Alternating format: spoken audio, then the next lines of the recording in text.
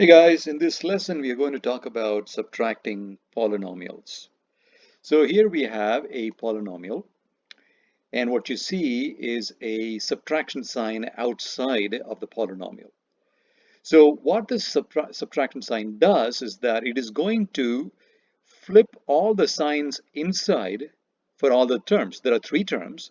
So it's going to flip the sign, and if there is no sign in front, we can assume the sign to be negative.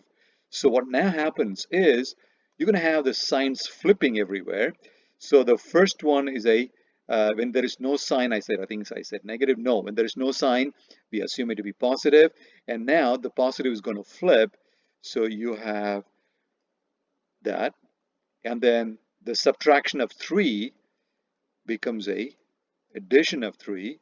And the addition of 4 now becomes subtraction of 4. Notice here, all these, the signs there, plus, minus, plus, have been reverted to minus, plus, minus.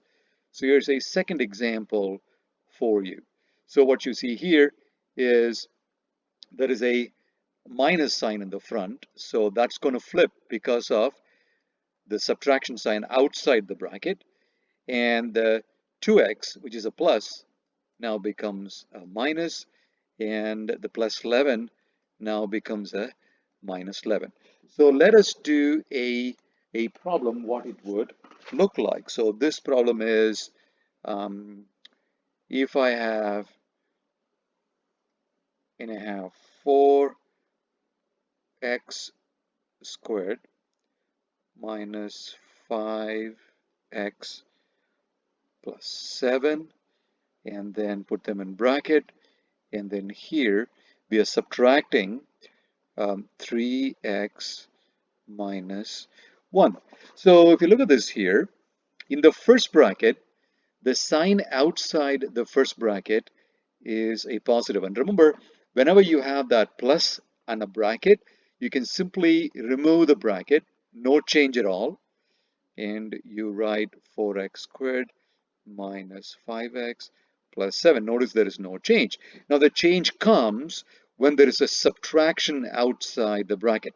Now we know that this 3x has got a sign plus 3x, and because of the subtraction outside, when we remove the bracket, it's going to flip sign from plus to minus, and then from a subtraction to a addition.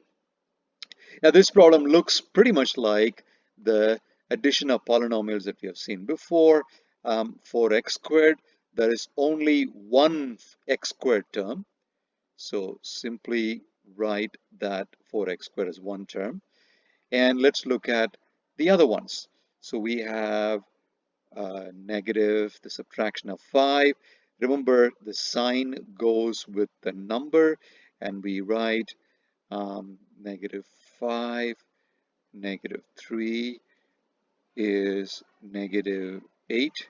So you have negative 8x, and then you have the addition of 7, and then the addition of 1. So you're adding 7 plus 1 is 8, and that is equal to 8. And that is your final answer.